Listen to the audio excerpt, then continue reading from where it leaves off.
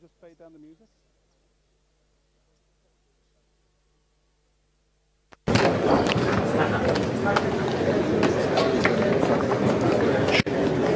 Well.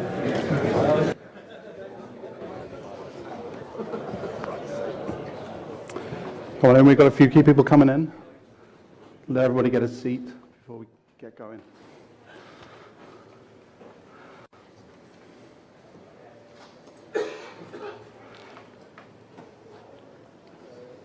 All right. Welcome, everybody. Thank you for coming to this first Expert Talks Mobile. It's such a big audience. It's really nice to have you all come. Some people have come from quite a way away, so I'm really kind of honored and privileged that you've all made it here tonight. My name is Paul Stringer. I'm head of mobile at a company called Equal Experts. Now, some of you may have been to a similar event that we did here about 6 months ago. Now, that event was called XUp, and that was a community for iOS developers and software engineers. And we were really lucky to have this guy come talk. This is Uncle Bob, that some of you might know, or Robert Martin, who is a kind of renowned, legendary kind of software engineer within our industry. And he gave this wonderful talk on the future of programming. And everyone who came to that said that was a pretty good event. And so we knew we wanted to do another one of those events. Now, we also broadcast that and put that on YouTube, which we're doing again tonight. And that video has had over about 100,000 views. And as it's YouTube, you get an interesting discussion going on there. So I asked you to check it out, but I thought we'd just pull some highlights out. Now, we don't think this is the Robert Martin that we think it is. It's the internet, so it could be anybody. We had other insight into the Java programming language, which we thought was fun. But I think this one captured a little bit more the sentiment of the evening. His talk was a hugely insightful tale of the history and future of computer programming that involved in technology and software development. Now, fast forward a couple of months, and then I joined a company called Equal Experts. Now, this company specializes in agile software engineering, and I wanted to join these guys because they really believe in building good software and doing it right. Now, they run a series of events called Expert Talks, and we wanted to do mobile as well. Now, Equal Experts is built around, well, experts. So for our first talk, we needed some experts to come and give this first presentation around mobile. And there was one name that I had at the top of my list that I wanted to come and do this. And that name was Horace Dediu, who's with us here tonight. I'm going to give my time to go.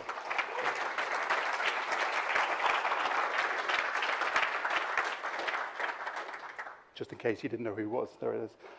We also, to round out our experts for the evening, and I don't really mean experts, joining Horace, we also have, let me get to the next slide, Russell Buckley of Kindred Capital.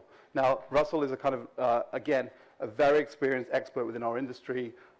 He's now working in the VC, but he worked in a company called AdMob, which a lot of us in our mobile industry will know about.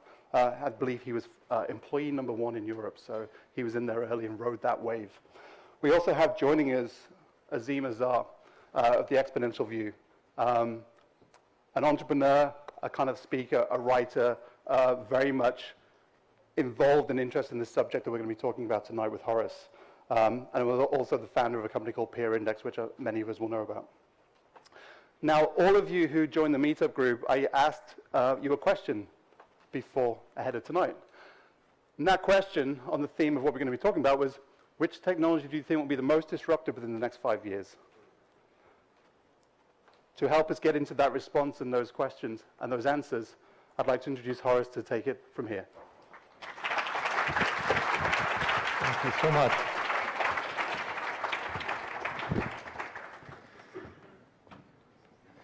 So with that question, we begin. What will be the most disruptive technology in the next 5 years? These are your responses. The number 1, 2, and 3 are acronyms: AR, VR, and AI. Then we have a few usual suspects: autonomous vehicles, virtual assistants, wearables, things we've heard about. But I'm also very intrigued by some of the less popular options here. Nanotube hairspray, politics, cheap space exploration, and cross-development or cross-platform development. You know, if we left it to democracies to decide the future, this is what you get. You get really a list of the most popular ideas that are current today. But if we were to ask this question 5 years ago, would we have gotten the answers that today are really disrupting the world? Benedict Evans just tweeted today, or was it yesterday, that he had been reading a very, very substantial report from 2012 that was looking forward and predicting the future. And there was no mention of AI or machine learning 4 years ago. And now portfolios are being raised by venture capital to address that question in very large numbers. And I've been through a few of these cycles. I've seen the booms and the busts come and go. And I've always been really excited about the future. I was excited about the internet and excited about mobile way before they became popular. And as a result, I lost a lot of money making investments. So let's talk about timing today. I want to begin with the instrument for time analysis, which is called the diffusion curve.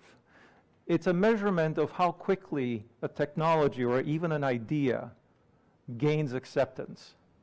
The diffusion curve is a fairly novel idea. It's an S-curve typically, and it was really put forward as a concept, as a theory in the 1960s by a man named Everett Rogers, who wrote a book, The Diffusion of Innovations. But let's go back even further than the 1960s. In fact, let's go back to 1400. This is the number of cities that had a printing plant in the year 1450. And so we know that's the birth of the Gutenberg printing press, but how long did it take? How fast, if you were a technology fan, how fast would it take for you to catch this wave? How much time would you have available? And so this is, I'm going to scroll over here, and 10 years later, this is the number of cities with printing plants in Europe, which was the only market really that you could have addressed this product with. And then here we have 1470, 1480, 1490, 1500. This is 50 years of diffusion of printing technology. And as a result, we can measure from this.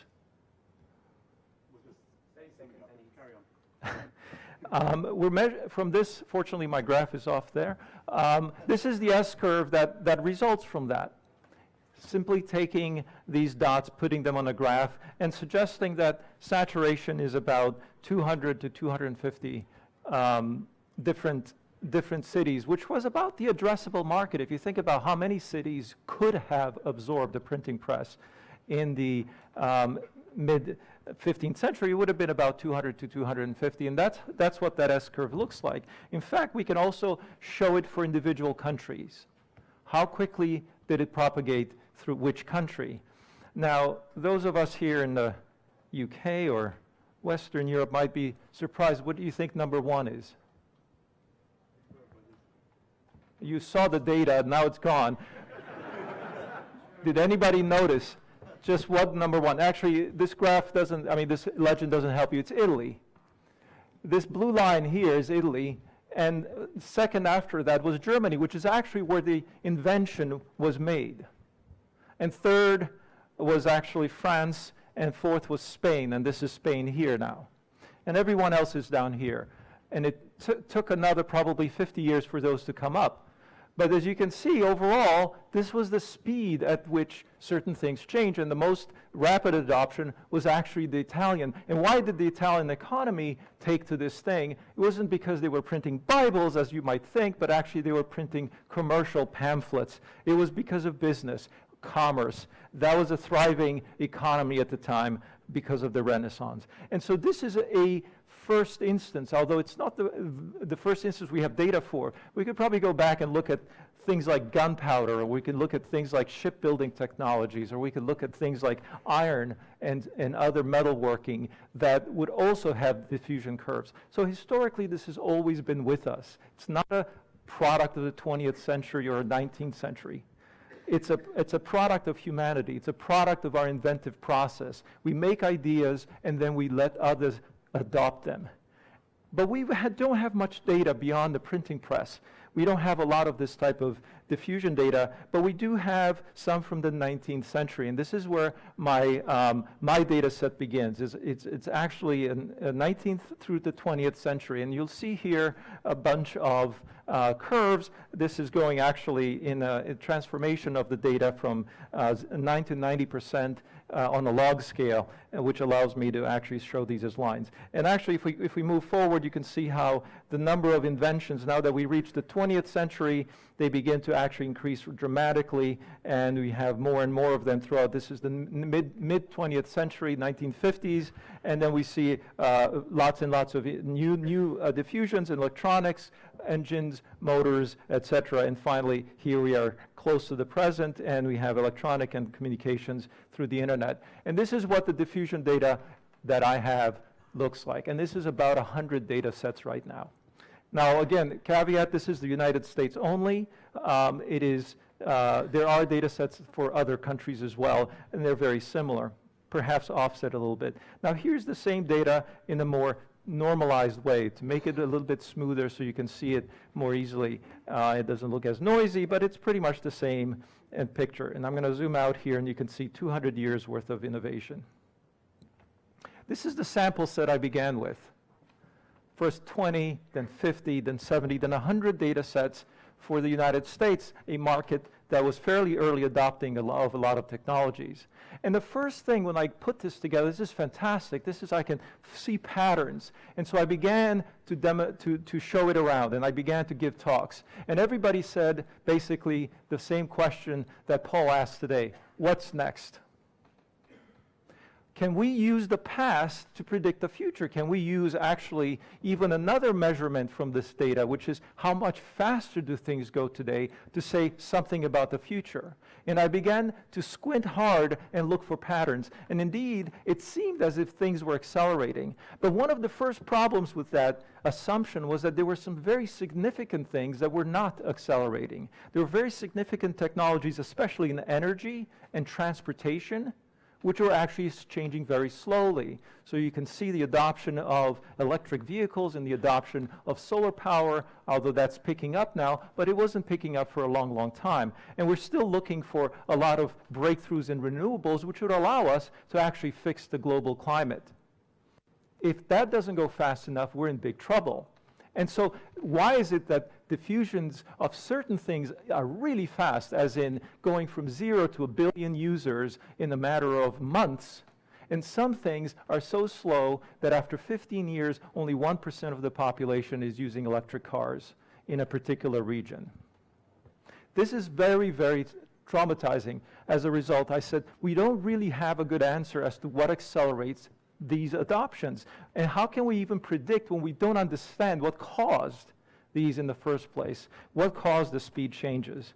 So I began puzzling over this, and I began to try to actually categorize these things so I could see the patterns. I could see the right causal mechanism for innovations and their changes. And so one of the first things is, let's look at the pattern over time. This is another way of looking at the exact same data, which is showing through a color change how we went from an early stage where essentially in an S-curve you have an early stage where almost nothing happens. Then you have an exponential rise. Then you have an almost linear phase through expansion, and then you have an exponential decline.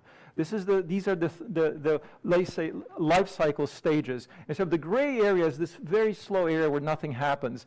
The yellow and red are in the middle where the fastest growth occurs. And then the green is the post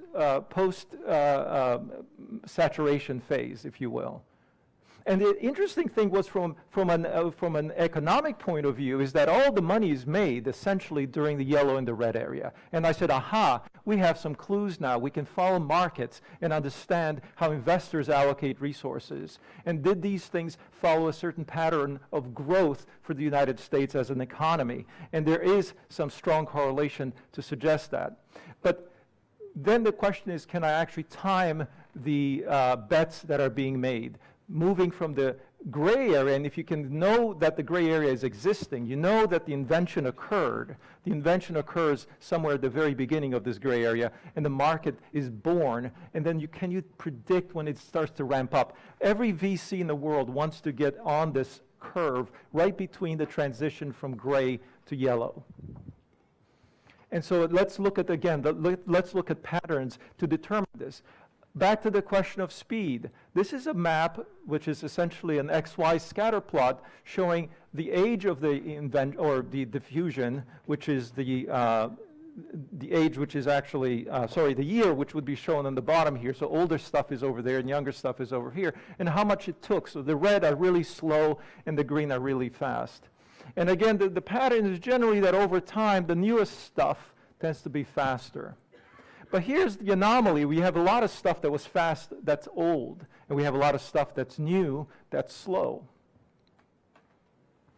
Another way of looking at this would be through following each invention sequentially, looking at it and its successor. And then this is what that path would look like through time. As we had the first, and on the horizontal is how long it took. So we have this zigzag going on, actually, as opposed to a nice steady line which funneling the ideas towards the fastest as the newest. And so clearly this is not a very predictive map. In fact, the R-square on something like this is very poor. It's about 0.3. So 19th century, 20th century, 21st century, with some predictions in the latter part here. So let's look at these diffusions and categorize them by age. So this is the very slow stuff, and we say, is there a pattern within this? This is, for example, these are the slowest. This is more than 50 years. There's some which are fairly recent and some which are fairly old. So I started to look for patterns here. This is somewhat slow, 30 to 50 years. This is moderate, 20 to 30 years. Now there's more of them here in the near past rather than in the very old past. And then finally we have 11 to 20 years. We have these, and then the very, very fast, 10 years or less, were mostly just in this recent decades. So that was the first categorization. Is there now something about these, we can look at these innovations and say, do they have an essence about them? What makes them fast and what makes the others slow?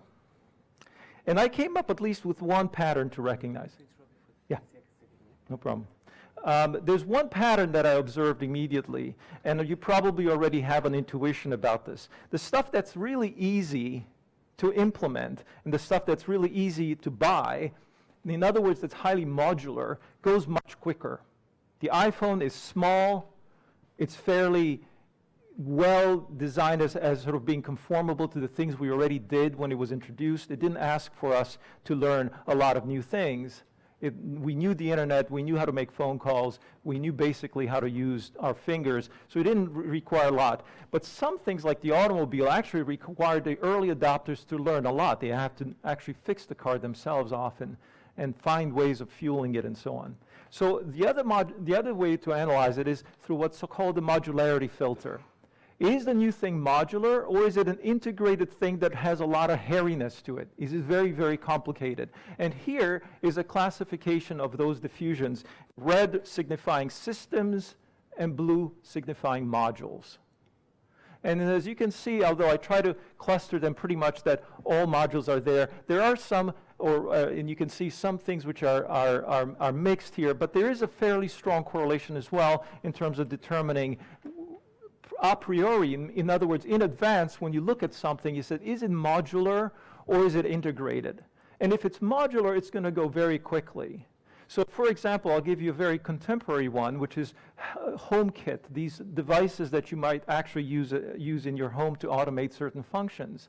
Now, if that's something you need to take out a screwdriver and install and turn off the circuit breaker or pop the fuse in order to put in place, and you need an electrician, it's going to be slow because it requires all those dependencies. But if it's something you just turn on, scan the barcode or scan the number and put it on Bluetooth and it'll go straight away, then it'll probably be quick. And this is why perhaps Nest doesn't go as quickly, because it requires installation versus something that's actually fully wireless, as some of the products are, then goes in very, very quickly. The prototypical example was the washing machine versus the refrigerator in my study, the washing machine being something that actually was fairly slow to take off, and the refrigerator was fairly quick to take off, even though they were both enabled by the same core technology, which was electric motors. They were both distributed and manufactured the same way, and they both launched at about the same time. One was twice as fast in terms of adoption.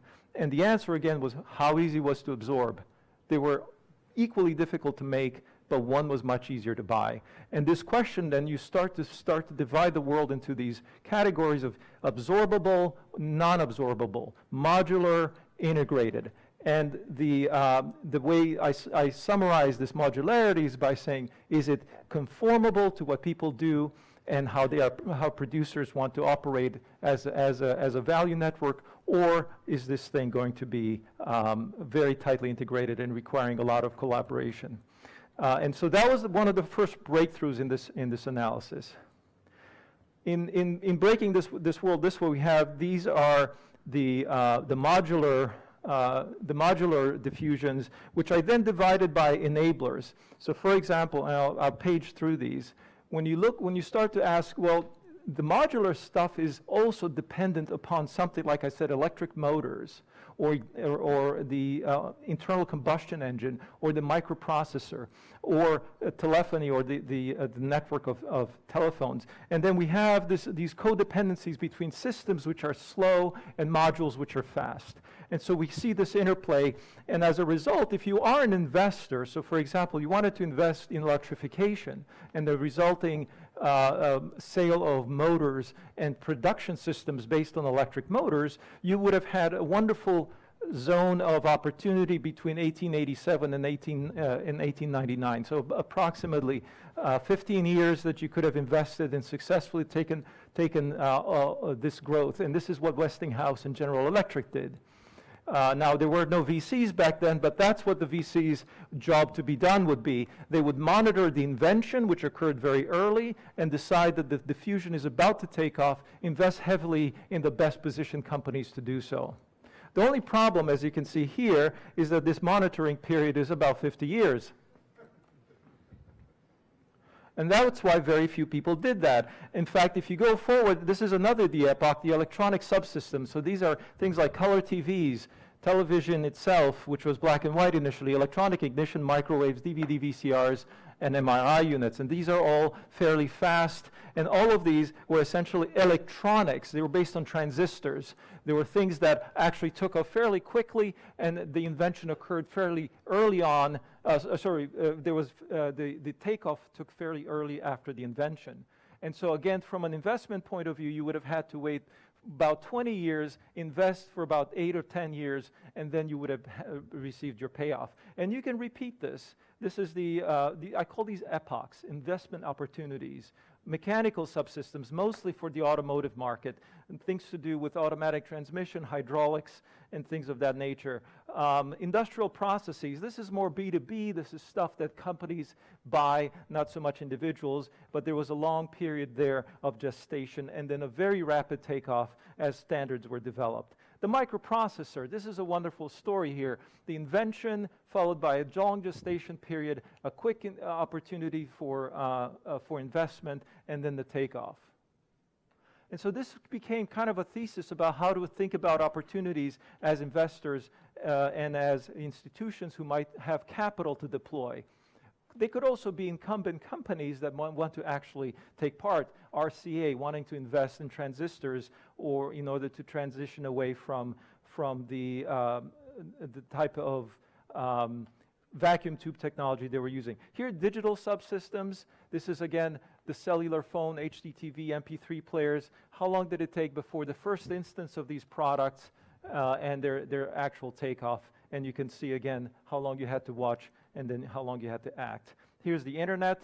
It was actually, since 1986, possible to observe the internet as an opportunity, but if you invested any earlier, you would have lost money. And if you would invest late, you would lose money as well. There was a window of opportunity that lasted about 8 years, it turns out. So from 1996 till about 2007, depending, again, whether you're also considering the social media. So you have these enablers, as I mentioned, that actually, although they're their own diffusion curves, these enabled all the other things. The fact that you needed electricity, the fact that you needed indoor plumbing to have your washing machine and your refrigerator, you can't ignore this stuff. This is the infrastructure. So again, it's not quite so easy as saying, well, this new invention is coming, but what will it depend on? You need bandwidth, for example, if you're going to have internet. You need cellular coverage if you're going to have cellular phones. And again, you have to be an expert in infrastructures as well to know that these things will be ready after these are built. So this is residential infrastructures, road infrastructures. What good are cars without roads? And it's a chicken and egg problem, and it was the same, we're having the same discussion now, but this was happening in the 1920s. Who's going to pay for roads? Who's going to manage them? Are they going to be standardized? Are they going to be tolls or free? And finally, how are we going to pay for maintenance? All of these issues were discussed in 1920s and 30s in America and parts of Western Europe. But without those, we wouldn't have Amazon. We wouldn't have any of the infrastructure we have today that actually sustains even the modern technologies that we think about, not to mention the housing infrastructure in the suburbs and so on.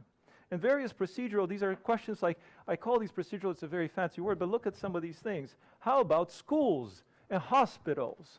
These are things which also diffused. It turns out that we didn't have hospitals for a long, long time, and it took 60 years for them to diffuse into the United States. Primary schools, secondary schools, things like payment systems and banks, credit cards, debit cards, funds transfer, boring stuff, old stuff, stuff that we think is going to get disrupted, but it too had to spend decades in incubation and then eventually diffusion, and eventually allowed an infrastructure to be built upon which many, many businesses were based. And finally, the really deep infrastructural things like the telegram, the railroad, the steamship, running water. These things also had diffusions. Newspapers. We were just talking earlier about how newspapers propagated in the United States and went from 0 to about 2,000 papers within a matter of about 60 to 80 years. And that enabled a whole new voice to be heard and a whole new politics to be conducted, just as disruptive as we're seeing today with social media. And so this is a very, very broad, I must admit, not a very conclusive analysis, but it does at least let us know where to look. What should we be measuring as entrepreneurs, as technologists, and into understanding the future? But I want to frame it in a whole different way yet again. And now to think about the lifespans of these technologies, I'm going to scrub through some of them. These are actually consumer technologies, and we can see how fast they went over the last decade or so. But I want to superimpose these few consumer technologies onto something of another scale. This is the same data, but we see vertical lines for every year represented. So it looks a little bit matrixy, but that's because we have a lot of years in here, right? We have between 1900 and 2014. This is 114 years. And so on top of that, I'm going to overlay life expectancies.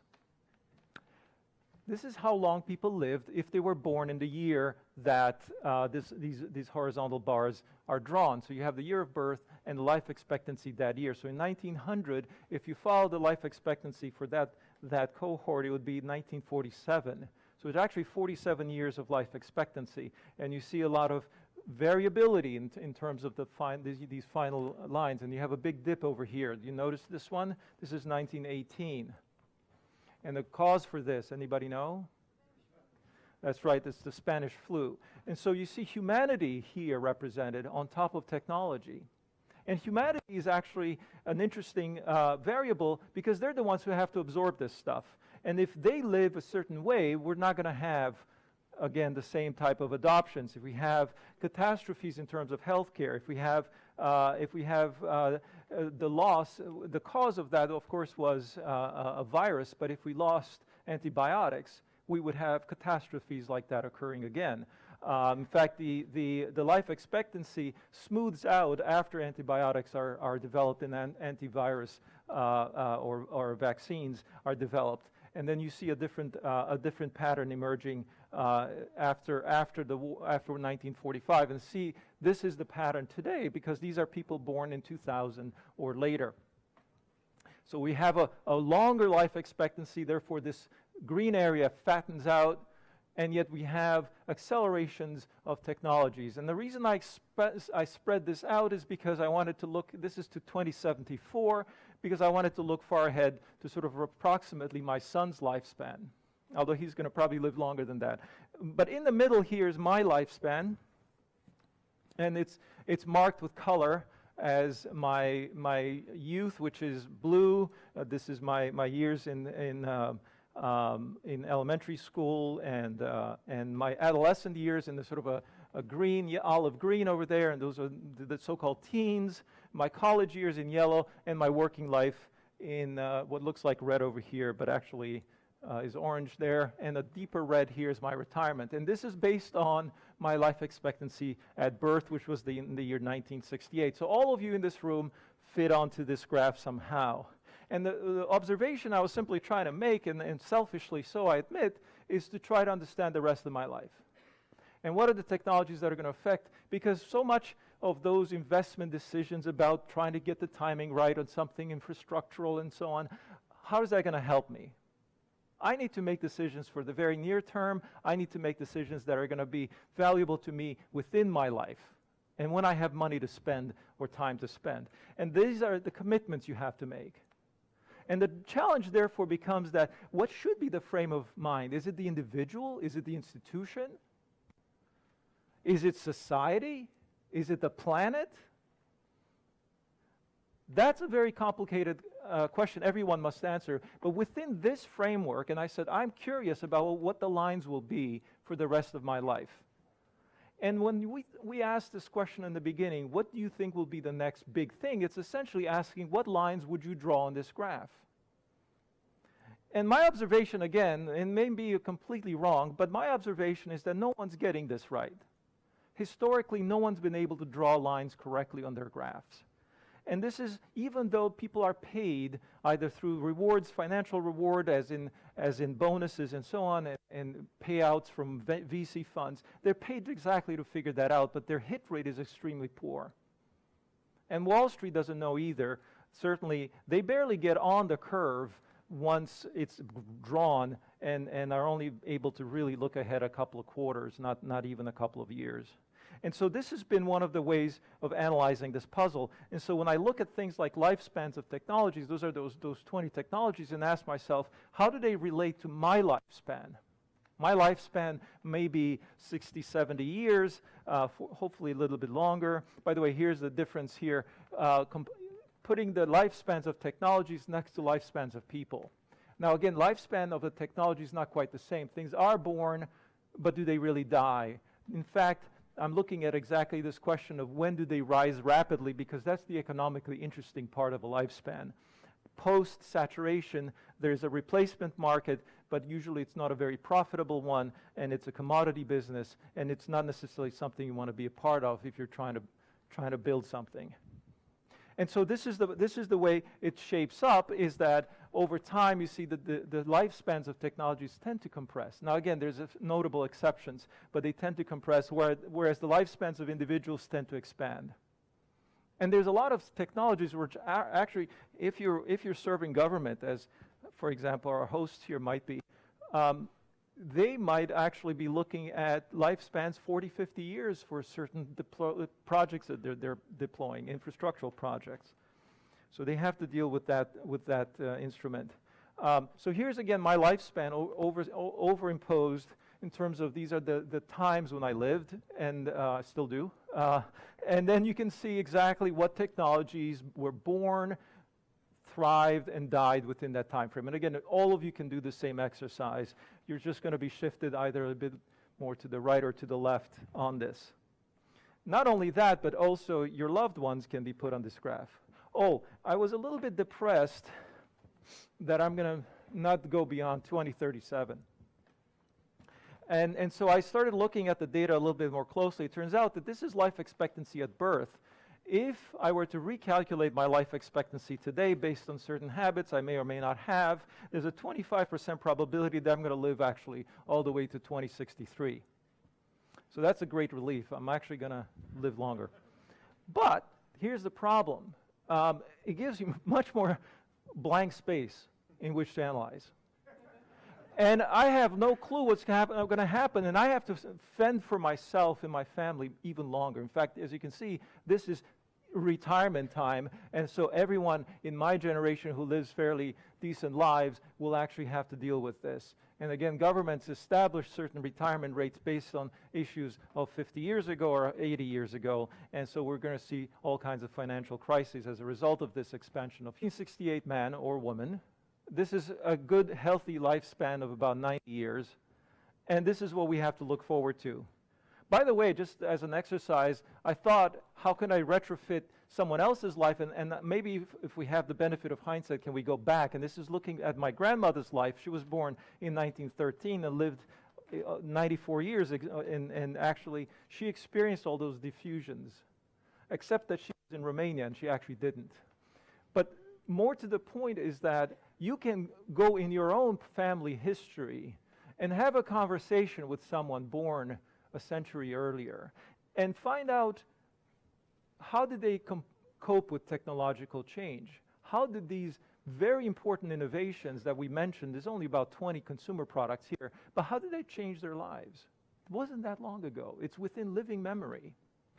And then, once you do that, turn to your children and ask them, now my son was born in 2005, and if he lives as long as his great-grandmother, he's going to live into the next century. And therefore, it should ask him what he should prepare for during the rest of his life. So within my immediate family, I'm looking at a span of analysis of data of about 2 centuries.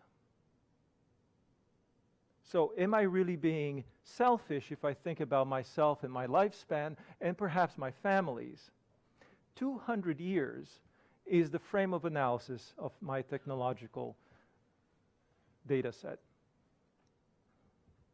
We cannot ignore the next generation, and we must learn from the previous ones, just as a frame of reference. And let me put you in another set of shoes. This is the data on the automobile industry. The auto industry is coming in and out of fashion, perhaps as something that technology people want to look at or not. But let's look at it with the way it actually was. It turns out that in the years involved was 1886 was when the invention occurred. This is the patent was issued for the internal combustion automobile to Benz, Carl Benz. And in the United States, this is how many car companies were created over the next few years. And the white dotted line is 1914, and that was actually when the market reached 10% penetration due to the Ford Model T. And look at how many firms were created around that time, up to 100 firms a year. This is a dot-com boom type phenomenon. Huge number of growth of new companies that occurred. And then what happens as soon as we reach 10% of the market and the Model T takes off, the number of births declines. We actually have an extinction event where by the 1930s only 3 major car companies remain. Now, business theorists will call this consolidation, and they'll give it a fancy name and say this is natural. But think of it from the point of view of an entrepreneur. I mean, if you were someone like us, let's say, 100 years ago, you would be in the car startup business, and you would have probably been a hobbyist working with bicycles, which preceded this era. And the manufacturing of bicycles was very important in the manufacturing of automobiles later on. And so the tinkerers, the hackers, the coders of the time were people working in this industry. And they thrived for about 20 years as they were hacking and building these things, and only 1 or 2 survivors came out of it, and everybody else went to work for them. But that led to a period of, these lines represent that period of diffusion from 10% to 90%. And after 90%, which was in 1990 in the United States, more or less the big 3 were on their last legs. And then another disruption occurred, which was the birth of low-end entrants, which essentially took most of the market share. And that's your diffusion curve right there in red. Now, this is the number of cars that were produced in the United States, and you see every recession is a dip in that number, and you have a slight split between cars and trucks. And then I want to show you next to that the diffusion curve of the personal computer with the birth and death of startups associated with that, the proxy here being hard drive companies and the amount of production that occurred for PCs. And then finally, the smartphone curve and the number of phones that shipped, actually smartphones that were shipped in that time frame. Do you see the pattern?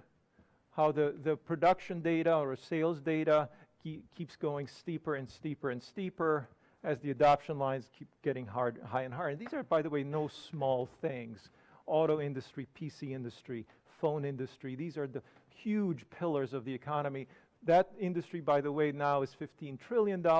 This is about only $3 trillion, and this is also single-digit trillions of dollars if you include the entire ecosystems. This is a huge amount of money involved here. So not a small representative. Here, by the way, is the production data, and I want to bring to your attention, this is the number of cars that were produced in this time frame.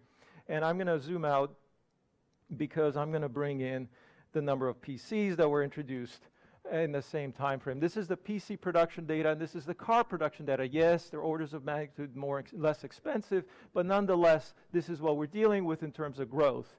And of course, you know what's coming next. And this is the phone business, actually smartphone business, not the whole phone business. And this is halfway through its run. It hasn't stopped yet. This is a few years ago, but it pretty much doubled since that peak. So you have the opportunity, sure, that you could, if you were a young man or woman back in the 1960s, get into that industry, have a good, solid career, and retire pretty much at the time when the industry was being disrupted. Maybe you couldn't say the same thing if you were in the PC business or in the. So here's my life again, put on top of the PC world, because I could say I'm PC man. Given the year of my birth, given the years I was educated, you see the education here in yellow there, I would have pretty much been, if I was an engineer, I would have been destined to work in the PC industry. Because of course, the predecessor, the baby boomers, would have graduated and probably joined into the auto industry. As indeed, this is what they would look like if they were born right after World War II, which is when the baby boom happened. And I'm pretty much one generation removed from that. But what happens with the next generation? They're having to deal with cycle times that are far more rapid, and also, as you saw, amplitudes that are far more rapid. And that might remind you of something else, because the question of equality comes up, right? That generation over there employed a lot more people. And that generation also did not concentrate wealth as much because the technology was diffused over a longer period of time. And so even though there was a concentration of production, there was far more equitable distribution in terms of the revenue generated. Less so in this era, and even less so in this era. And this is actually still a hardware business. If you were to look at the software side of it with your Facebook or Snapchat, those are actually far, far steeper, essentially vertical lines on this scale, and the concentration of wealth and power even stronger. And so this, again, changes our perspective, hopefully, a little bit about understanding the role of technology in society as seen through the lenses of individuals and individual lives. And I asked myself when I put this question together, it's like, what do I tell my son to study? I mean, it was pretty clear that if I had a son in the 1980s, I would have told him, go study engineering, go become a computer engineer, and you're going to do fine. It's the big wave of the future. But if I would have said that about mobile phones even 10 years ago, that opportunity lasted only for a few years. And we're going to get into a little bit the story of the iPhone.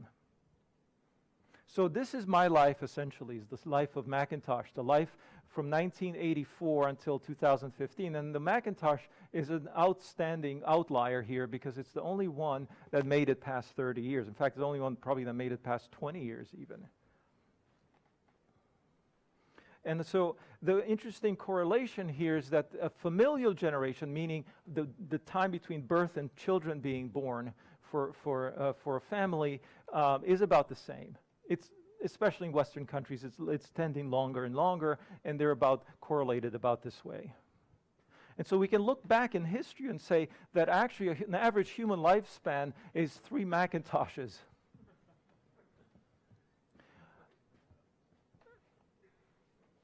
But it also brings back another way to look at the world. Anybody recognize this screen? Back to the Future. So 1955, 1985, 2015, isn't it convenient that the movie producers were so cooperative with my story? 1955, so in the movie, the protagonists are moving from 1985 to 1955, and then later they move forward to 2015 in the sequel. There is no sequel that goes to the next 30 years. But when I did that, I wanted to actually understand, because the movie captures some of this, perhaps not as effectively as some of these print ads, is the optimism that existed in the 1940s and 50s. In fact, it was called modernism by artists. You should look at artists for picking the best words to describe these eras. And they saw a world like this. This is actually an ad from 1947. And we expected tugboats and milk trucks to be aerodynamically shaped in an Art Deco way. And we would have propeller-driven trains in suburbia. We would have perhaps later upgraded to jet-powered trains. And we had aerodynamic vehicles, and we had powered by the sun vehicles. The Sunray sedan, I love this phrase. That's what Elon Musk should call his next model. The Sunray sedan. Idea was that actually these were solar collectors that would actually power the vehicle. This is before photovoltaics were invented, but people thought we could harness the sun for that. And then you had vehicles like this one. You'll notice that the driver is not facing forward. It's actually a self-driving car. 1958 vision of the future. And there were many, many, many such things. We have visions of the kitchens. Of course, kitchens somehow were really, really popular as a visionary thing. Why? Because everybody had just gone through the refrigerator and the washing machine. So if you just got a refrigerator, someone in 1947, by the way, who's, let's say, my age today, would have been born in 1900. They would have essentially seen the refrigerator come into their lives in their 1920s if they were an early adopter. I've said, this is the coolest thing. What's next? I'm going to expect that refrigerator and that washing machine and everything in the kitchen to become even more sophisticated, to the point where your refrigerator would be see-through with glass in front of it with rotating. Why doesn't this exist? It seems like it's such a good idea. I'd love to have a fridge that I could look inside so I wouldn't have to open the door every time. It's so inefficient losing all that air inside that cold. And so this is, again, foresees the refrigerator of 1940 ? The very near future, actually, 1940s even, that's what the refrigerators would look like. And this was from 1942. By the way, you could tell that by victory bonds because it was World War II. And multi-deck airplanes, of course, that was very, very popular even in the 1940s, or jet airplanes, flying wings, and so on. And later on, we became less ambitious and we thought about flying mailmen. But it's amusing to think about flying mailmen because actually we wanted to get our mail faster. Just like Henry Ford said, you know, if I were to ask what people want, they would say a faster horse. So if you want to ask people about communication in the 1950s, they would say, I just want to have faster mailmen. And if he could just hop between each house a bit quicker because he has a rocket pack on his back and extra thick soles on his shoes so that he could cushion the impact and thus avoiding Fido the dog who's going to bite him. So this was the vision that a lot of people hoped for. And so what's interesting now is let's go to 1985, as the movie was showing us. And then let's ask what 1985 thought about 2015.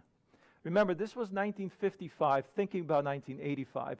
Got it all wrong. We didn't get flying mailmen. We didn't get Art Deco tugboats. We didn't get any of those things. But did 1985 movie productions get 2015 in any way right? First thing, yes, there would be a newspaper, as in printed on paper. Wrong. Secondly, there would be lots and lots of removable media, as in these discs that were being thrown away or recycled. And these discs are some of them massive. Do you remember laser discs? Of course, that's what they were going to be in 2015, just more of them. There were CDs as well, and I don't think there was mention of DVDs so much because the video would be on big discs. Plenty of removable media, apparently. Lots of fax machines. One in every room, in fact. Why? Because fax machines were new in 1985, and of course the future would be more of them, and with good product placement for AT&T. Somehow they still thought we could know how to use the apostrophe. They got that wrong too, by the way. And then they thought about things like this. This is a mid-America town where you have essentially the mailbox with an attached fax machine. No flying mailman, but a fax machine on every corner and in every room. And apparently somebody's wearing yoga pants. But you had things that they got clearly they were on the right path. You had AR and VR back then, as we are guessing that we would. They have all kinds of smartwatches, wearing 2 at a time, by the way, which I always thought was a great idea. But we also had things like the evolution of the microwave into something that you would stick a pizza, a little tiny frozen pizza, would turn into a pizza within a few seconds, which was, again, the idea of the Hydrator, which is a future. Again, back to appliances. They're obsessed with appliances, aren't they?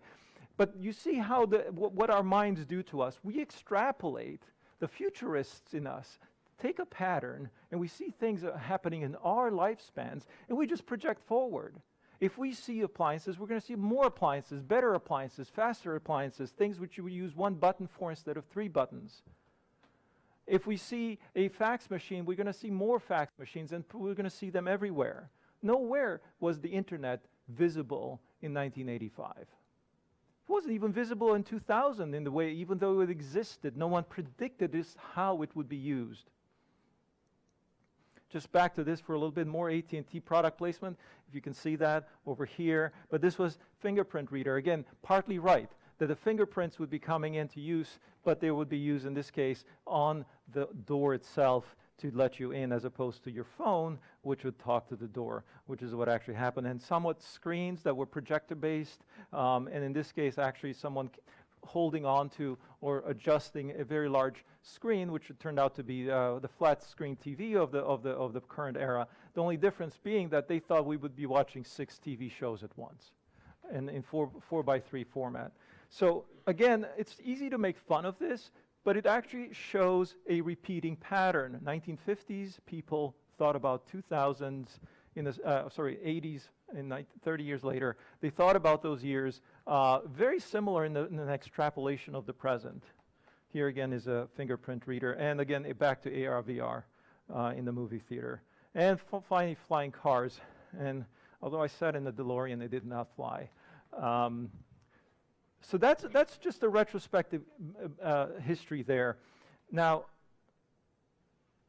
I'm going to skip a bit on this. I want to just tap into a more, hopefully, practical question. How does this help us? Here's the data for the diffusion of these smartphones in the United States. One of those curves. You saw over 100 of them. Here's the actual smartphone curve for the United States, and it's actually a very high resolution curve, because if you see it, it's actually broken down month by month. These are all individual bar graphs that are stacked next to each other. And on each of these bar graphs, we see an actual month.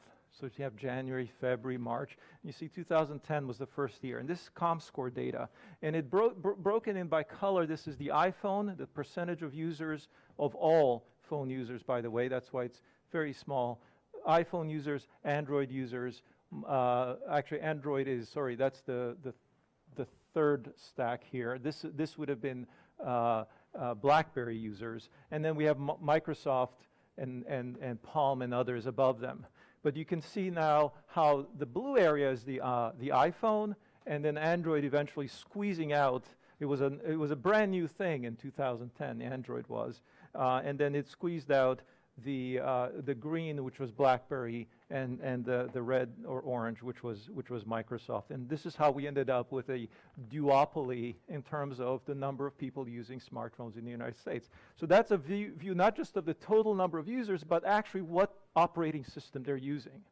And so I studied this month by month by month, methodically collecting all the data points. As you can see, flagging some interesting events.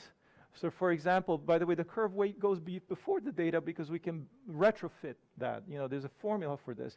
So there's BlackBerry, and I picked up data points that BlackBerry had 2% market share of all the phones in use back in when this data set begins, which was 2005, 2 years before the iPhone, actually 2.5 years. And then we had the iPhone launch itself occurred there.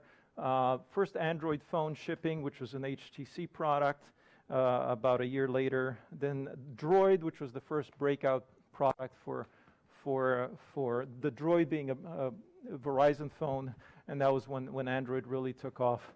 And then Galaxy S came after, and then we had the 6. And the data unfortunately stopped being public in January or February 2016 this year. But we had enough. We had enough to make this graph happen. And so we can project it a little bit forward as well. But these were the golden years of the smartphone. So if I was only obsessed about phones, and I'm only obsessed about smartphones, I could track this on a month-by-month basis and pretty much set my clock, my Innovator stopwatch, according to this. Because the graph was so predictable, you more or less, you fitted the black line, and then every month watched it get filled in. And so the only real debate was who's going to be the winner in terms of platforms. You can predict the users, but you can't predict who actually serves them. And here's another interesting, so here are the lines that represent each of those competitors in terms of their market share. And you see the overall line there in dark black, and then you have Android, again on a log scale. We can transform this so that these are closer to being lines than curves. And you see Android in a yellowish line here, and below it is iPhone or iOS. And you see the others fading rather quickly. So the two platform winners, clear to see as can be, very parallel actually during the last few years. There hasn't been much change. These are certainly gone. These legacy guys are gone. But we have very little perturbation in the top two. And here's another graph I can put forward. This is the versions of iPhone that shipped.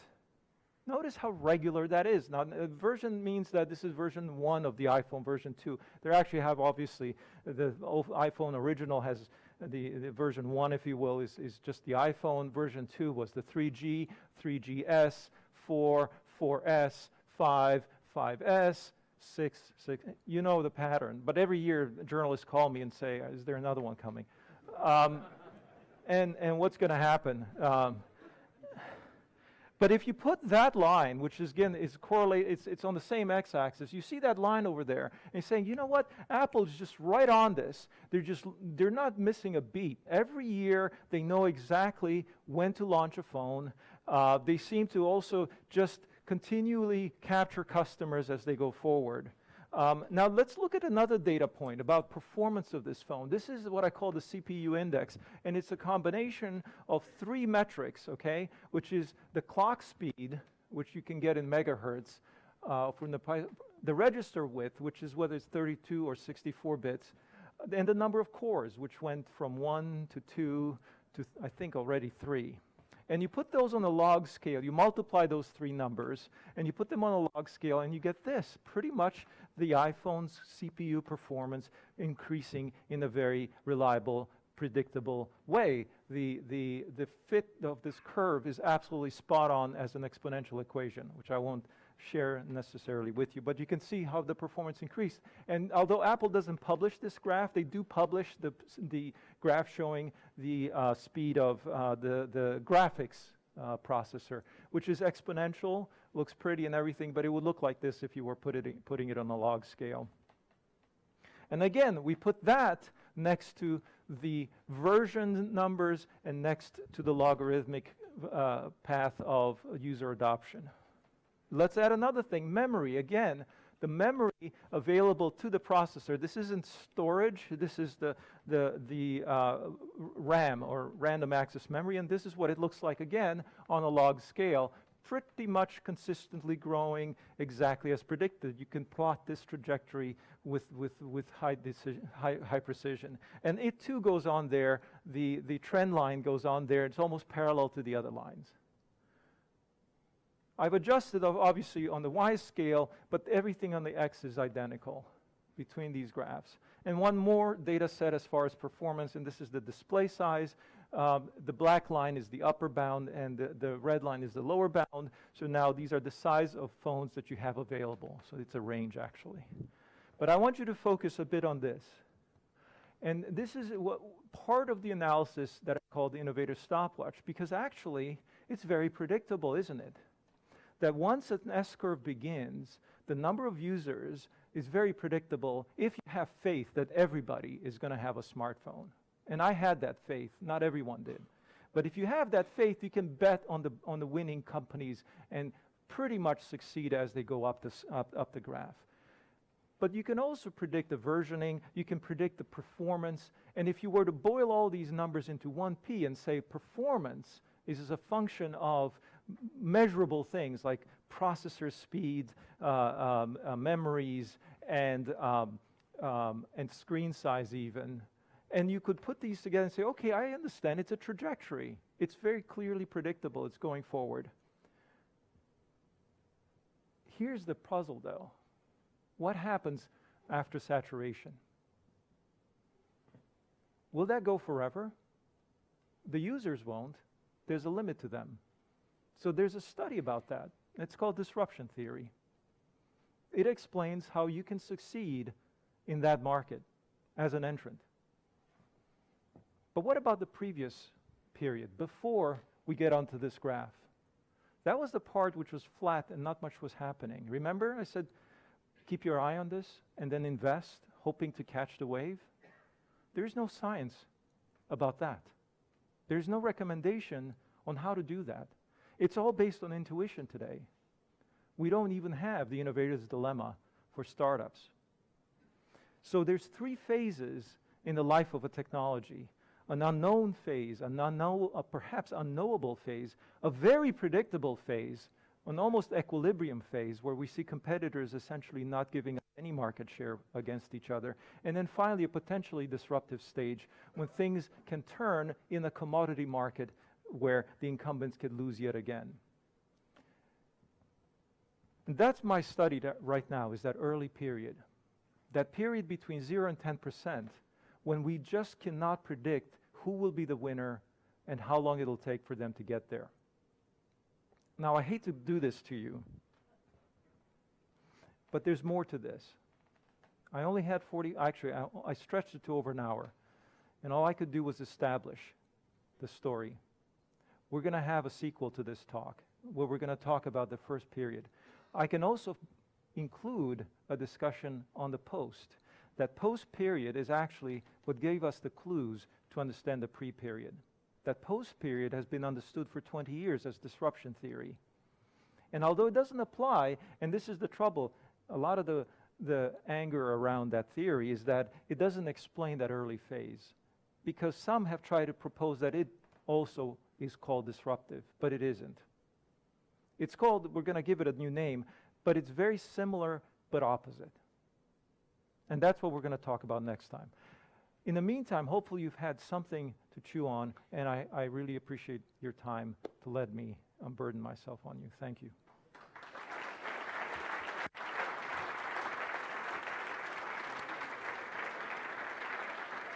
Next, before we still have about an hour, no, 40 minutes. Yeah. About 40 minutes before we can all eat and drink. And I'd like to invite our panelists to join me up here. I want to have a discussion about the dilemma, if you will, the innovation stopwatch, and then we'll open it up for questions as well. So I'm going to let the panelists introduce themselves.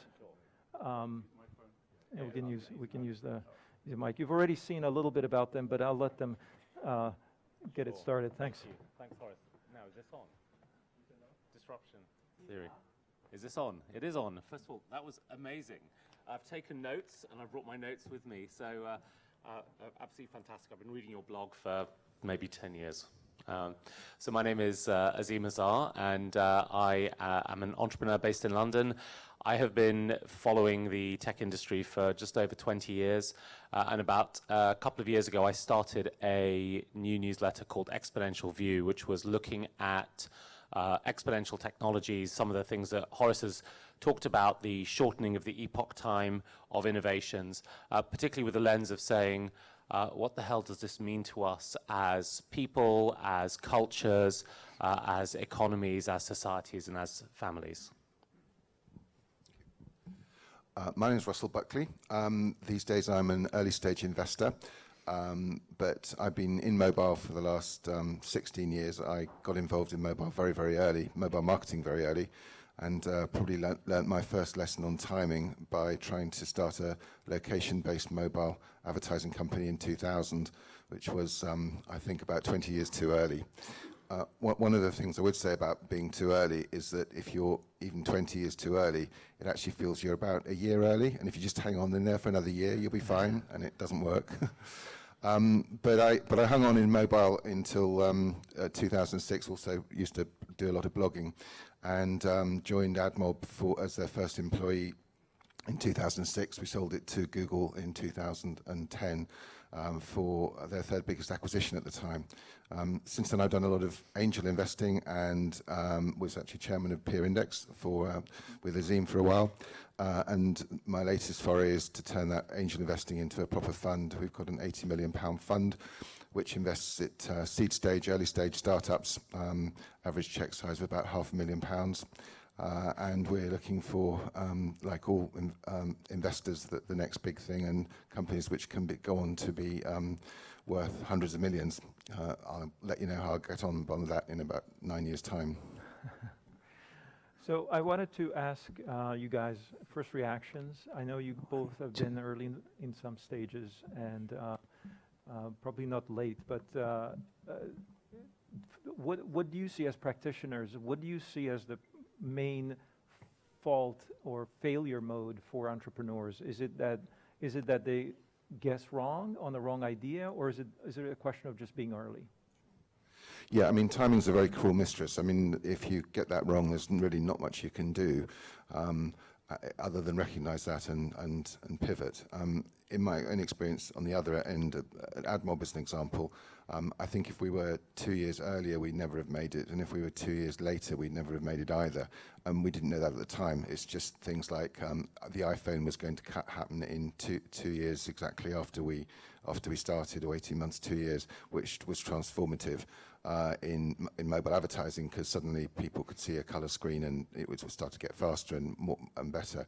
And we also noticed for the first time, because we could track the data to see where our ads were being served, while we were serving billions and billions of ads, we saw that people who had iPhones were much, much more likely to be browsing the internet on their mobile than the old Nokias and the WAP. If you remember, we used to have WAP before that. So a lot of it is down to timing, but I think the most important thing from an investment point of view, and one thing I have learned, and I think most investors will agree, that actually it's not necessarily about the idea and the technology, it's actually about the people who are making it happen. If you've got a fantastic team with the wrong timing, there's not a lot they can do, but they still might be able to turn the business into something interesting by changing it. But it's people, and that's how we try to invest, to try and find those extraordinary people who are capable of riding the timing and creating something really interesting. But also it takes an extraordinary person to, if you think about it, to take something from nothing, from an idea, get people around them, and then create a sort of $500 million or $1 billion business. There are not very many of those people in the world, so that's what we really focus on. Yeah. So it's interesting that you say people. I mean, VC's mantra is always people first, but Bill Gross, who is a fantastic entrepreneur, founded Idea Lab. He'd done 1 million companies, did this non-scientific study, and he went off and asked a lot of entrepreneurs, what was the most important factor behind your success? What do you think is the biggest factor behind your success? Number 2 was team. In that, and number 1 was timing, and it was marginally but significantly ahead of team. And I think there is this recognition that the market can stay solvent a lot longer than you can, and solvency in this case is not just your financial solvency; it's also your mental, the solvency of your mental health. So timing is quite a cruel mistress in all of that. And I think one of the things that you identified, Horace, was this notion of the modular versus modular innovations versus innovations that required a system around them to come to place, and immediately brought to mind Shai Agassi in A Better Place with his clean tech car company, where he had to build all the infrastructure. And if you think about Russell's tremendous success with AdMob, you relied on parts of that ecosystem being in place or being delivered by other people, often unaware, unknown to you, to come into place to make the opportunity come alive. One more question before we open it up. So what do you think is going to be the next big thing in the next 5 years? Now, given this perspective of kind of timing issues, because again, there's a lot of sexy stuff out there, but do you if you really were to put your effort and your energy behind something, what do you think is going to be big? Yeah, I mean, obviously, I've also put my money behind it as well. So, so it's nothing like focuses the mind more than that. I think a couple of things I'm excited about that we've invested in is one, autonomous vehicles. We have a gentleman by the name of Stan Boland who's slightly unusual in our portfolio in the sense he's a serial entrepreneur and slightly older than a lot of the people we normally invest in. But Stan's last 3 companies have sold or exited for over $1 billion, so you'd have to be a bit crazy to bet against him in this particular instance. And he's creating a software platform. I mean, his bet basically is that the autonomous vehicle market will end up being like Apple and Android, in the sense that some people will make hardware and software and other people will make the hardware and look for somebody else to do the software. He's building the software platform for everybody else. It's a big bet, but I think autonomous vehicles are coming a lot quicker than anybody thinks. And for the infrastructure projects like HS2, by the time HS2 is finished, we will have autonomous vehicles, and it'll be a white elephant, which I think is very worrying. I think the other company I'm really excited about, which isn't so much, I mean, it uses technology, is Crowd Justice, which is a platform for people to raise money for to sue other people, other institutions, basically. And with £500 million cut out of the legal aid budget in the UK in the last couple of years, I think we're going to see more and more people wanting to take justice in their own hands and make things happen by raising money on the platforms. And as an example of that, the latest government challenge to Brexit was funded on the Crowd Justice platform. So I think it's going to be people power is going to be really important, which isn't really a technology as such. It's a democratic movement, which I think people will be using to express the will of the people. So I'm hotter on the second theme than on the first. One of the things that I've observed is that there is this tremendous innovation in automation, whether it's self-driving cars or other things, and a significant hollowing out in some of the social and business institutions that people our age and older and also slightly younger than us have grown up with and become comfortable with. And so if you take those trends out a little bit further, you start to see a shift from permanent work to gig work. You start to see a shift towards people needing to learn many new skills and being comfortable with larger degrees of change than they ever have had to in the past. But what's missing are some of the social and cultural and community institutions that might have given you that support, whether it was your church or in America, your bowling club, your working man's club. Those institutions have been stripped away for a variety of reasons. So I think that there's a tremendous opportunity and there's going to be a tremendous need for a middle path of solutions towards the kinds of things that either Social Security or unions in the previous era provided to communities in order to make them work and to make them function. Excellent. Thank you so much. I think we want to open it up to anyone else who wants to have questions. We can certainly continue with, if we don't, is that Charles Arthur back there, I think? Yeah. Take one of these. Hear your question. Expansion phase microphones. Hello? Are we on? Are we on? Yeah. Hi, very interesting talk, Horace. A couple of questions, or two questions really. First of all, do you think that there's a risk that you're looking at a sort of survivor bias thing here with your tracking the technologies, that you're only looking at the ones that are successful and that it's difficult therefore to know why it is that things fail? So the thing I was thinking of, for example, is HD DVD, which on the face of it should have succeeded. It had Microsoft behind it. It was a high definition format, and yet it completely failed in the market because of sort of extraneous things that went on, whereas Blu-ray has in effect succeeded. And the other question I have, which is sort of related, I guess, is how with your modular and system analysis, how often do you think it's important that you have supporting technologies, surrounding technologies, which I think is what Stephen B. Johnson calls it? So the MRI depends on superconductivity, the fridge depends on having freons and CFCs which are available, and compressors and electricity and plastic so you can make the inside of it. So those are my sort of my two key questions. And also, sorry, the other one is software. You didn't look at software very much, but now, in effect, there's no technology barrier for software, so Facebook can just take off. So what are the barriers in that space? All very good questions, and I wish I could have addressed them in my talk, just given the time I had. I didn't, but this is why, first of all, so this seems to be very data-driven, but actually my philosophy about data is that it is always a lie, that the data is nothing but lies, but some of it is useful. And so it lies by omission. It exactly lies because of the survivor bias. And there are millions of unsung heroes within that data that are not visible. And so I'm very cognizant of that, which is why I do not do regression analysis. I do not do these types of statistical analysis per se. I squint with my eyes and I look for what they sometimes call interocular impact. In other words, if it hits you between the eyes, then you've got something. So a lot of it is pattern recognition on a much, much broader scale, which is actually very intuitive. Now, indeed, this is the crucial question. What am I missing within the data? Is it representative in any way?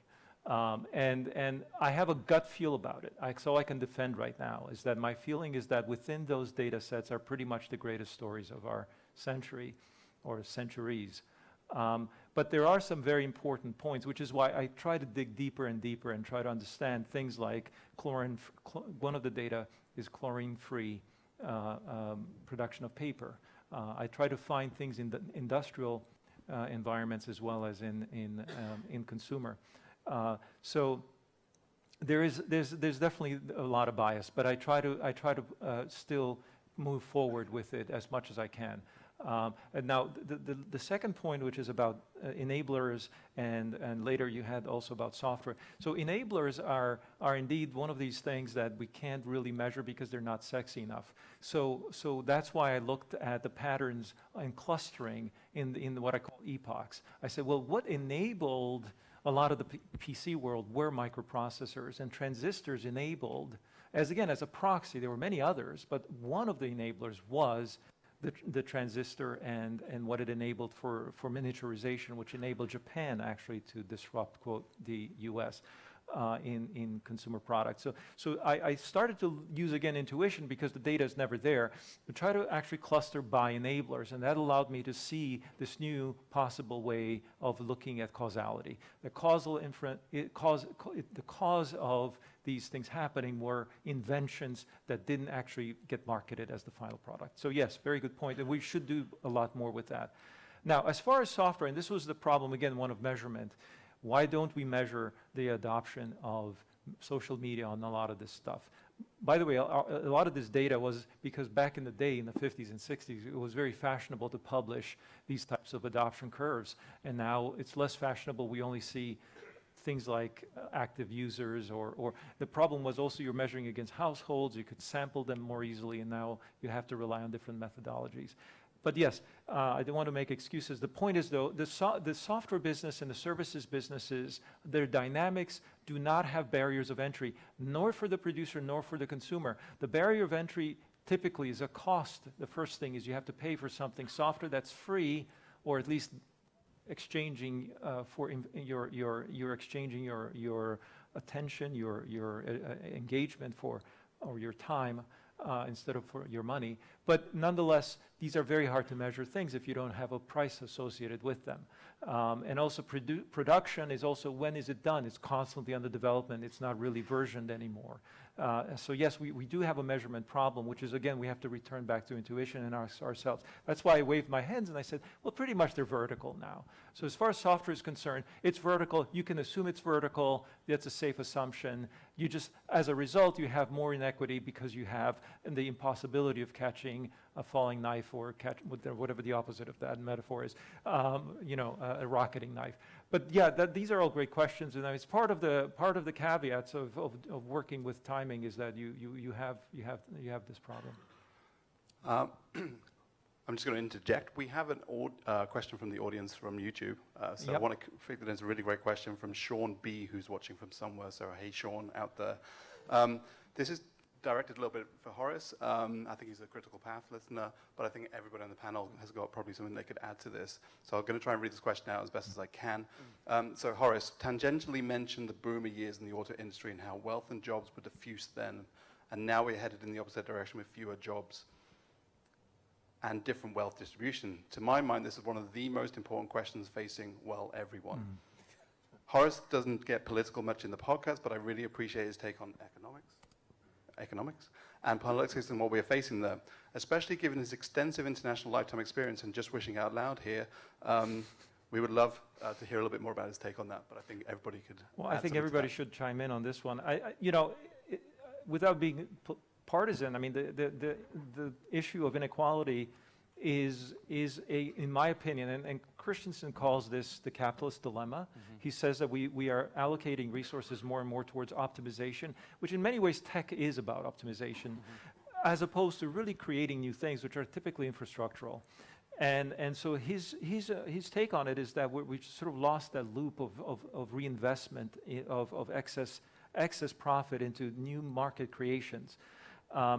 I tend to see it slightly differently in that the problem is one of timing is what constrains the capitalist, because once you have such short time windows, your formulas for calculating rate of return explode, because you can't really say, well, okay, it's going to grow for this many years, this is the positive cash flow, and then we have a residual value. The residual value goes to zero because you've got disruption taking over, and you've got these very, very high periods of intense growth, which are probably even unforeseeable, even if you get them right. Mm-hmm. And so all your ability to do anything on spreadsheets gets thrown away. And so you're going back to investors basically using intuition and experience to make the calls, and institutions, as opposed to individuals, institutions are incapable of backing that type of bet.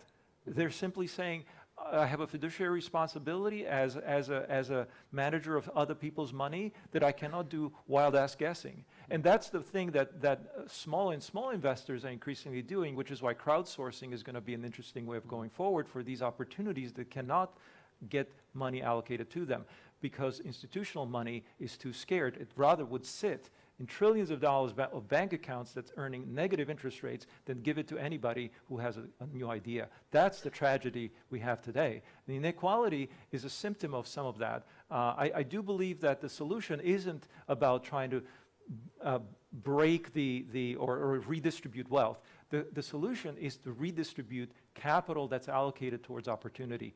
And that's perhaps as strong a political statement as I can make. Please, yeah. Gentlemen, join in. I mean, there are trillions of dollars sitting around doing nothing, but there's an underlying trend which is driven by automation. So if you take a look at a company like General Motors, sort of at its peak, and Microsoft sort of at its peak, and then Facebook, hopefully at its peak soon, they're all about the same size at their peak. But General Motors had about 2.5 million employees, Microsoft had about 200,000, and Facebook has about 20,000, and there's a sort of order of 10 improvement in efficiency. And it's another way of looking at the curves that Horace put up there. And so we don't seem to have a problem in spite of the $14 trillion, $15 trillion sitting around in bank accounts. We don't seem to have a problem in actually creating value and creating wealth.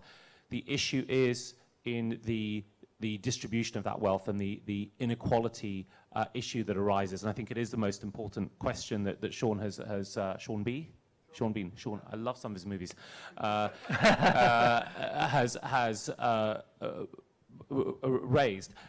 The thing that makes me somewhat unsettled is that I don't see that trend slowing down purely in the business arena. So if you look at Instagram has sort of got 10x the efficiency per engineer that Facebook has, and WhatsApp is 10x on Instagram.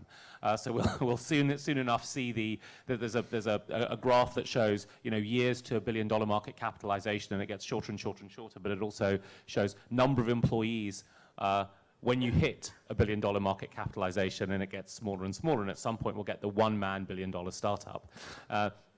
So there is definitely a trend that is going on, and the question is whether the inequalities that emerge are a type of pollution in our civil society. Because as entrepreneurs and as business people, we succeed and we're able to pursue our aims and our innovations and our scaling, whatever it is, because of a bunch of institutions that allow us to do that. There's laws of contract and rights and so on and so forth. If inequality works contrary to those, because it brings out crowds with pitchforks screaming monorail, monorail, monorail, then that doesn't help us. And so it is something that it's one of the few things that keeps me awake at night. Yeah. Yeah, I mean, I think there's two arguments to this, that technology has never really decimated the job market. It's just moved people around a bit. And I have a lot bleaker view of the future than that, in the sense that I think the next big unemployment wave is going to hit the traditional middle classes, like the bankers and the lawyers and all those sort of people. And once that starts happening, I think it's a very worrying society. So I'm just pretty amazed that today no politicians, or mainstream politicians, are talking about any form of universal basic income, which to me is an inevitability. It has to come, and why aren't we talking about it, and why aren't we advancing it now? Because if we leave it till it's too late, until the people are marching with the pitchforks, there'll be revolutions happening throughout the world, which we're already beginning to see, with the result of the Trump election and the Brexit. I think we're beginning to see the beginnings of that. We the elites, and that's really all of us here, by the way, not just us. We need to do something about it, and that means that what are we going to do with all these people? How are we going to make them feel valued, and more importantly, how are they going to live? How are we going to feed them, etc.? And there's the big questions of the 21st century, which I don't think enough people are addressing. Yeah, I think the point about politicians is salient here, because in fact we expect them to help us as leaders. But in a technological world that's changing rapidly, you would classify them as laggards, some of the worst laggards actually, because they tend to not even be competent or aware of what's happening on an early stage or even the middle of a curve. I think investors somewhat, if you're in public money, you're in the middle of the curve. If you're a venture investor, you're going to be trying to get on the early side. And then if you're an entrepreneur, you're probably struggling, starving in the flat zone before that. And yet politicians are somewhat, only hearing from their oldest constituents. It tends to be the most powerful, as we've seen. The oldest tend to be the most influential in that world. So it's an inversion of the typical wisdom, because the wise tend to be now the younger. And that's not been historically the case. And I think fundamentally that's what technology accelerations and modularity has brought, is this inversion where we look for wisdom to the youngest, actually. How many people have seen surveys about what teens are doing as an indicator of the future? I mean, could you imagine doing that in the 19th century? Teens wouldn't have been on telegraph or telephone or railroads. They would have been, barely able to read.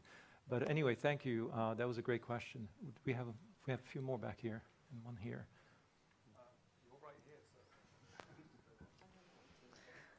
Thanks, Paul. Thank you all for your inputs, and thanks, Horace, for a brilliant talk. I was actually going to ask you for all of you, what you were scared of, but you've all just talked about that actually in one way or another. We talked about fears for the future. So I'd like to frame it differently and ask you for some sort of enthusiasm and hope for the future. What do you hope for most for the coming generation or for your kids, let's say? Please. Well, I'm very optimistic about the future, but the long-term future rather than necessarily the short-term future. I think we have to go through a lot of pain in the next 10, 20 years. I'm an optimist in the sense that I'm hoping that the singularity will come about when the computers take over and save us from ourselves, which is predicted to be by Ray Kurzweil, who's a leading thinker in this theory, in 2045. So a lot of us could get there. And when we get there, it should be a much better world, including they're promising perhaps even a world where mortality is something of the past. It's worth finding out a lot more about the singularity if this is a new concept to you. It's very exciting, but I don't think enough people are talking about it and know enough about it. So if we can get to 2045 in the singularity, well, pretty exciting world. Yeah, I mean, in general, the curve has moved up and to the right, for thousands, millions of years, in fact, since we first, our ancestors, Thag and Gog, first managed to harness fire and cook, deer meat. But as Russell says, I think the next 10 to 20 years are quite sticky, and it's very important to have the kind of conversations that we're having about the political consensus and the social contract. If you look at industrial revolutions, or they have come alongside a set of changing of political thought, and then the institutions that we have had in place. Patents came around in the 1430s in Renaissance Italy. We instituted a widening of democracy and the democratic process as the Industrial Revolution took hold, and we needed to pass some of our political power back to the people actually doing the work. And it does feel that when you take that longer period of view of history, that we're at a point that many of our institutions need a little bit of a refresh now in order to deal with some of the changes and challenges that are coming up front. I think what I'm optimistic about is that I'm having this conversation in rooms like this about 3 times a month at the moment. So at least people are talking about it. We're all talking about it, and maybe we're going to start to figure out experiments in this area. Well, I'm not a historian, but I tend to be a fan of reading history as much as I can. And so when you're sensitive to history, you tend to see things repeating. I think that history doesn't repeat itself, it rhymes. That's a better phrase. You do see patterns. In which case, does that make you an optimist or a pessimist? Well, if you look in a broad enough time scope, again, you become an optimist. If you look at a very narrow time scopes, sometimes you can be a very, very, very big dips and crises and true tragedy can occur in the short term. But in the long term, things tend to be very positive because human nature is actually one of depending on collaboration more, and we as civilization has really been nothing more than increasing collaboration between people. It evidences itself in the systems of government and so on, and the internet has enabled more and more of that. Of course, it has also shown the dark side, but overall, I think historically we've kind of been able to wrestle that demon away from us. So I'm very optimistic. Specifically, I think that the power of the internet and other forms of communications to increase education, you might see falsehoods spread more quickly, but truths spread as well. And I think I look towards younger people, and every generation thinks the young ones are a bunch of lazy. No good people, but I really think that when I look at the young people, I see them brighter than ever, and I'm very encouraged by them. So as long as they struggle and study, that we'll be fine. All right, we had a few more. We have one here. Yeah. Thanks, Paul. Nick Radcliffe from Stochastic Solutions. Fascinating talk, as ever, Horace. I was going to ask Charles Arthur's question, actually, about survivor bias, but I've got another one about the diffusion curves as well. You frame everything in terms of the addressable market, and looking back, obviously, you can work out what, where the curve flattened off, so you know what the addressable market was. And you made the point yourself, you've been very bullish about smartphones, essentially being adopted by the whole world. But for lots of technologies, that's much less obvious in the early days. And so in terms of using it going forward, I wondered what your thoughts were. You'll be familiar with Thomas J. Watson's prediction that the world had a capacity for about 5 computers. Bill Gates obviously was a bit more optimistic with a computer on every desktop. But do you see that as an issue, using it going forward? Yeah. You know. It's always an issue. So, for example, just go back to the very first diffusion, which is printing presses. I mean, what's the addressable market? It turned out, if we were looking at the 15th century, it would be the number of cities in Europe, and it turned out to be about 250 that were addressable markets there. Container ports, so you have these technologies called the multimodal containers that have revolutionized world trade. Well, what is the addressable market? Is it the number of ships, or is it the number of ports actually that can handle them? And it turns out that you can, if you do deals with 15 major seaports, then you've got essentially a global standard. Back in the day when Bill Gates would have been optimistic about a computer on every desktop, he knew that he probably only had to convince 500 CIOs to adopt it, and then you would have the diffusion happen essentially without that much effort. So yes, it's in the continuing struggle to decide what is the peak, what is addressable. I struggled with this, and I probably failed when I looked at the tablet market, because the tablet market did not pan out to be one per individual. It might not even be one per household. Now, does that mean that it failed to achieve any S curve, or that we had the wrong ceiling on the limit of that? And I'll give you another counterpoint to that, which is the addressable market for game consoles. Game consoles only penetrated about 50% of households in any given market. So is that a failure in the sense that in the survivor bias? Or should we just call that 100%, just 1 and 2? It's an ongoing struggle. But the formula has really just three variables defined: the size of the peak, the steepness of it, and the offset from zero. Actually, it's a lot better than random guessing. So I'm still a big fan of diffusion data. Well, yeah, I didn't mean to imply it was random guessing at all. Yeah. Just that as with all things, easier to fit it backwards than to know what it's going to look like. That's right. So So you this can't is really measure yeah. from the bottom. So that's part of the puzzle at the beginning, is knowing as an entrepreneur what to measure. Because the beginning of the smartphone era, I was there with Nokia, and Nokia had said, no, we're measuring all phones. We're not measuring smartphones as a separate subcategory. And therefore, we're not seeing traction. We're going to not invest as much. Now, you have to have this special, third eye, which is what I call understanding that the performance measure has changed. Remember when I summarized that the P for a phone is those 3 things, which are basically computer characteristics. But if you would have asked Nokia in 2004, what is the performance measure for a phone, it would have been talk time, sound quality, size being minimal. And that would have completely diverted the attention away from what this new thing was. So when Steve Jobs, or now Tim Cook, says the future of computing is a tablet, my ears perk up, because I say, okay, that means he's measuring it differently. He's not measuring it on the basis of what a MacBook should be. That's pretty much already sunsetting. So he's trying to think out about that. At least I hope so. That's my intuition. So be pushing always and ask this type of question. What is it that we're measuring as the thing that we're rising against? What is it that we're improving? That's what we call the new P. And making a new P is what I think is the final achievement of an entrepreneur. Well, there's something about the ecosystem that lives around a technology as well, and this is a slightly incoherent thought, but with the smartphone, you could start to draw a line both to the sort of Moore's law improvement, but also the availability of software developers who could access that and start to do interesting things with it. And so I'm the person who a few years ago told his mother-in-law to go and buy a 3D TV,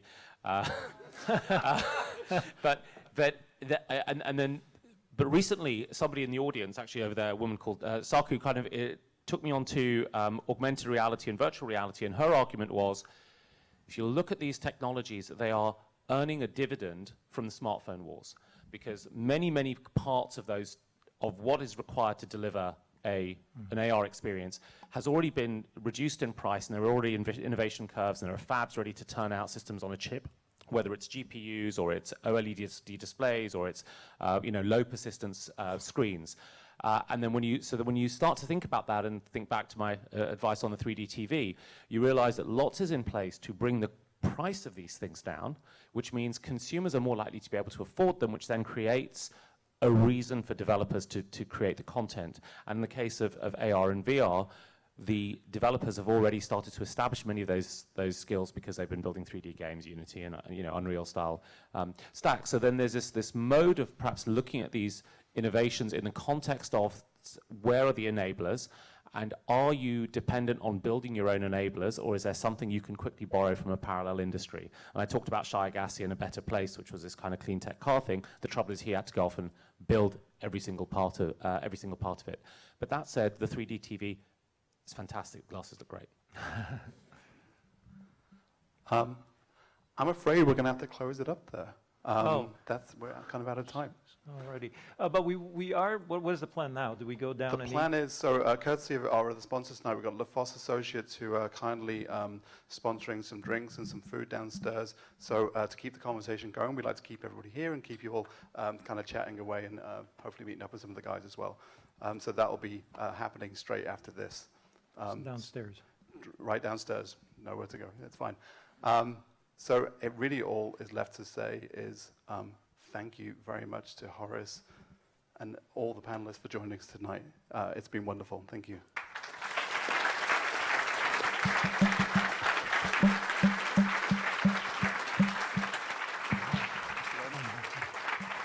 Thank you, guys. Thank you so much for doing that.